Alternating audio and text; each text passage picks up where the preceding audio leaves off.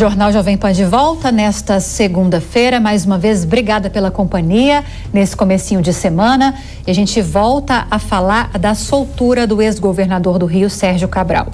Mostramos para você agora há pouco que o Batalhão Especial Prisional lá em Niterói, no Rio de Janeiro, recebeu o alvará de soltura. Você que está acompanhando a gente pelas plataformas de vídeo da Jovem Pan e pela TV Jovem Pan News está revendo mais uma vez essas imagens do momento em que os veículos com os advogados de defesa do ex-governador e com o próprio ex-governador deixam a unidade prisional. Ele que segue agora para a prisão domiciliar com uso de tornozeleira eletrônica e vai continuar respondendo aos processos aos quais ele responde, então, em casa, em regime domiciliar. A gente segue falando sobre esse assunto agora com um convidado, o deputado federal Luiz Lima, do PL do Rio de Janeiro. Deputado, bem-vindo, boa noite. Bem-vindo, Lívia, é um prazer, obrigado pelo convite. Agora, deputado, qual que é o impacto político disso, né? A gente tratou bastante sobre o impacto jurídico de uma decisão como essa, de uma situação como essa. Qual que é o impacto político agora dessa semi-liberdade de Sérgio Cabral? Olívia, eu vou avaliar fora o impacto político, né? O impacto moral. Eu sou carioca, eu nasci no Rio de Janeiro, no estado do Rio de Janeiro. O Sérgio Cabral saqueou o Rio de Janeiro. O Rio de Janeiro, ele foi à falência. A gente está vivendo uma época que gostam de chamar o presidente Bolsonaro de genocida, mas genocida foi você desviar 6 bilhões dos cofres fluminenses. Tem um símbolo, Lívia, esse livro não é meu. Aqui, ó, a farra dos guardanapos. Isso aqui foi um baile que houve na França, em Paris, em 2009, que aqui foi comemorado o saque, que essa gangue, que essa quadrilha realizou no estado do Rio de Janeiro. O Rio de Janeiro é um estado tão sofrido, Lívia, onde as pessoas não têm acesso ao saneamento básico. Com esse valor de 6 bilhões que foram saqueados, eu estou excluindo aqui os escândalos da Prefeitura do Rio e os escândalos da União. Todos nós... O brasileiro tem memória curta, o cidadão fluminense também tem memória curta. E ao longo do tempo nós vamos perdendo os nossos valores. A juventude passa a idolatrar bandido, como tem se idolatrado, até voltando à presidência da República um ex-presidiário. Com esse dinheiro de 6 bilhões e 100 milhões de reais, que se corrigido a gente poderia chegar já a 10 bilhões, daria para sanear quase na sua totalidade o saneamento básico de toda a região. Então, moralmente, a gente tem um país que, por coincidência, a escolha do presidente Lula, né, do futuro presidente pelo sistema, e a soltura do governador Sérgio Cabral. Mais uma imagem, Lívia, que me vem à cabeça, e o cidadão fluminense carioca que lembra muito bem. Sérgio Cabral teve 3 pilares muito fortes da corrupção, que foi o PAC, aqueles programas nas favelas, o Arco Metropolitano e o Estádio do Maracanã. Apesar disso aqui ser muito forte, a farra dos guardanapos, a imagem que me vem na cabeça é o Sérgio Cabral. Pesquisem aí, os assinantes, os telespectadores da Jovem Pan. Manguinhos Lula Cabral. Uma visita do governador Sérgio Cabral à favela de Manguinhos, e um menino de 16 anos, acompanhado do Sérgio Cabral, do presidente Lula. O Cabral era o PMDBista mais próximo do Lula. Era aquele cara que abria espaço para a corrupção no estado do Rio de Janeiro, denúncias graves de favorecimento à empresa do filho do então presidente Lula, isso em 2009. E um menino chega ao presidente Lula e para o Sérgio Cabral e pede para ter aula de tênis num complexo esportivo. A maneira como eles falam com essa criança é inaceitável, é um diálogo de bandido. E o complexo de Manguinhos é hoje o mesmo dominado pelo Comando Vermelho. E se a gente resgatar histórias do passado, de Marcinho VP, de Fernandinho Beiramar, principalmente Marcinho VP, ele conta nos anos 90 como ele ajudou então o candidato Sérgio Cabral. Essa soltura, patrocinada pelo Supremo Tribunal Federal, que já há algum tempo funciona como um partido político de oposição ao governo Bolsonaro. Ele resgata pessoas que foram extirpadas da política fluminense, um estado onde a Assembleia Legislativa ela é praticamente uma unidade só. Então, a gente sofre muito, Lívia. Eu, como cidadão do Rio de Janeiro, tenho 45 anos e como deputado federal, estou aqui no meu gabinete, hoje eu atendi mais de 30 telefonemas, principalmente de pessoas mais idosas, chorando, inclusive, porque a gente não pode perder a esperança, mas a esperança, ela parece que tá na UTI, ela está quase morrendo. Então, Lívia, desculpa o desabafo, você me fez uma pergunta, mexe muito, muito comigo. Eu não tenho uma história breve política de 4 anos, mas mexe muito comigo essa história. Assim, é uma sensação de derrota, mas eu digo o seguinte, a gente está aqui para lutar junto com os demais deputados que têm compromisso com o Brasil, diria uns 100 hoje, que tem compromisso real com o Brasil e que a gente está aqui para lutar. Deputado, a pergunta agora é do nosso comentarista Jorge Serrão. Deputado, além do caso Sérgio Cabral, o Rio de Janeiro pode ter aí uma outra situação altamente macabra. O Conselho Nacional de Justiça ameaça no ano que vem processar, julgar e punir o juiz federal Marcelo Bretas, que foi um dos responsáveis que tocou a Lava Jato no Rio de Janeiro e que também condenou o Sérgio Cabral em algum dos processos. Como é que o senhor vê politicamente essa possibilidade do juiz que puniu o corrupto acabar sendo punido também pelo judiciário? Jorge, os exemplos eles vêm de cima, né? A gente tem um futuro ministro da Justiça, Flávio Dino, que a Jovem Pan pode resgatar as entrevistas dele. A gente não vê ele citar uma vez a palavra justiça.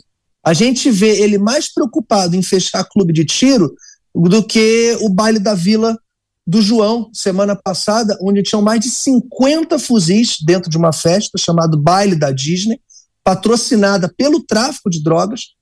E ele não demonstra essa preocupação. São mais de 40 mil homicídios no nosso país com ligação com o tráfico de drogas. E, Jorge, nós tivemos 11 deputados estaduais presos nos últimos 5 anos. Quando eu falei aqui que a Assembleia Legislativa do Rio de Janeiro ela é mais pesada do que o Congresso Nacional, do que a Câmara dos Deputados. Por que ela é mais pesada? Quando você tem 5 governadores presos, Moreira Franco, Garotinho, Rosinha, Pezão, Cabral, o Wilson Witzel impeachmentado, nós temos uma unidade na Assembleia Legislativa. Se a gente resgatar os antigos presidentes dessas assembleias, eles possuem voto da esquerda, do centro e da direita. Parece que é um partido político único. E isso é uma janela aberta para a corrupção no estado do Rio de Janeiro, é uma janela aberta para diversos caciques liderarem secretarias sem ter um ordenamento fixo do governador. Então, o governador Cláudio Castro ele vai enfrentar um obstáculo imenso com a soltura do Sérgio Cabral, que tem, sim, influência, assim como o Paulo Melo, também tem muita influência sobre os deputados, futuros secretários, participam muitas vezes ali em relação às suas indicações. Acontece menos isso aqui em Brasília. No estado do Rio de Janeiro é muito descarado. E esse grupo político, Jorge, ele se estende também para os órgãos de controle do Estado, Tribunal de Contas do Estado, pelo sistema judiciário do Estado. Então, o Estado do Rio de Janeiro, ele precisava ser resgatado pelo Brasil. Como a gente vai resgatar o Estado do Rio de Janeiro hoje e num futuro próximo, se justamente o maior patrocinador do então Sérgio Cabral, do então governador, era o presidente Lula e a ex-presidente Dilma, e essa turma volta ao poder, a gente precisa, de uma maneira ou de outra, Jorge, aqui na Câmara dos Deputados em Brasília, alterar como é formado o Supremo Tribunal Federal. Se a gente tiver um Supremo Tribunal Federal, de um mandato perpétuo, que seja escolhido pelos presidentes e não tenha participação da população, que não sejam escolhidos, eleitos, juízes de carreira, todo o sistema judiciário ele vai estar corrompido. Então, hoje a gente não tem mais uma democracia no nosso país e isso contamina severamente os estados. E o Rio de Janeiro era para ser um Estado que deveria ser resgatado pela República Federativa. Eu vejo, caso nós continuemos aí esse percurso que equivocadamente, por falhas do nosso sistema eleitoral e também por falhas da mídia, principalmente a Rede Globo, junto com o Supremo, patrocinando o retorno dessa quadrilha, a gente vai ter um obstáculo muito grande pela frente. Agora, deputado, uma forma que o Congresso tem de ajudar a diminuir essa impunidade é, por exemplo, voltando a discutir com mais afinco a PEC da prisão em segunda instância, né? Esse assunto é debatido pelos atuais e futuros deputados e senadores. Quais são as chances de essa proposta ganhar força na próxima legislatura? Olívia, é debatido sim, mas a gente está com tanto problema aqui em Brasília, né? A gente está levando bomba de tudo que é lado, né? Então, essa semana, por exemplo, é uma semana super decisiva, que infelizmente foi liberado o voto semipresencial. Nós teremos aqui de 513, no máximo, 100 deputados presentes, pouquíssimos deputados, a gente não vai chegar a 20% dos deputados na casa, a votação vai ser feita de casa.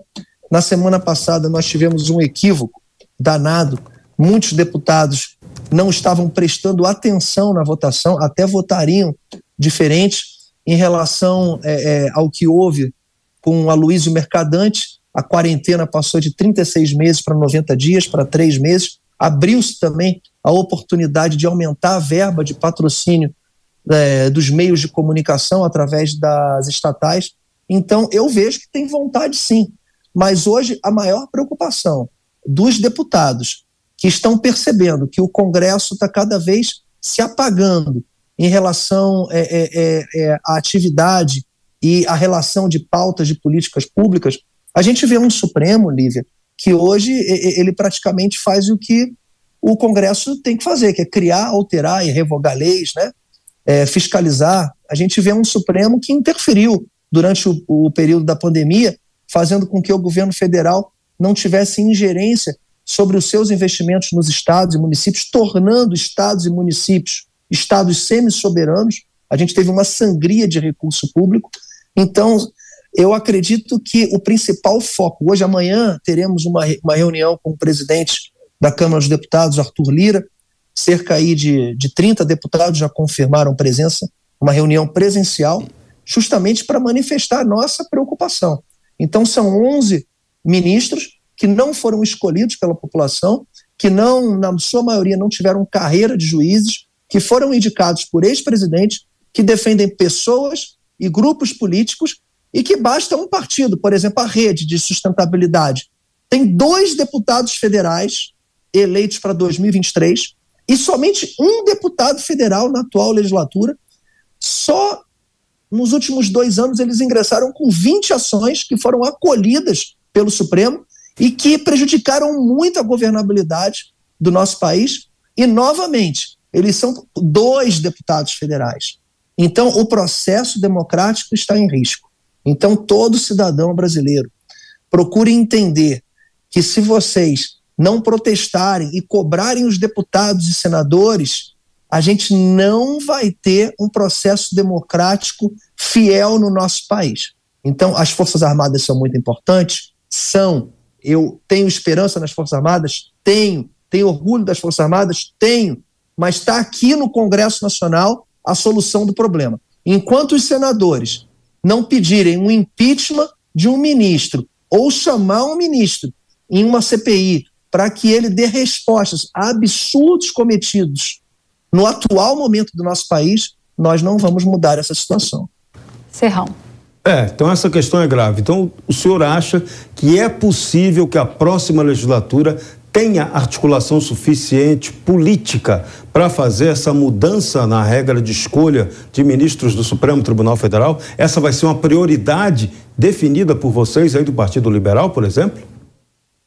É uma das prioridades, Jorge. E eu acredito que a próxima legislatura, a pressa do PT em votar essa PEC, agora parece que eles nem mais têm pressa, né? Porque o Gilmar Mendes já excluiu do teto aí o Bolsa Família, o Auxílio Brasil, mas a preocupação deles era ter esse ok, né, do Supremo Tribunal Federal, ou ser votado nessa atual legislatura, porque a próxima legislatura tem 99 deputados do PL, dos 27 senadores eleitos, 20 foram eleitos com o presidente Bolsonaro.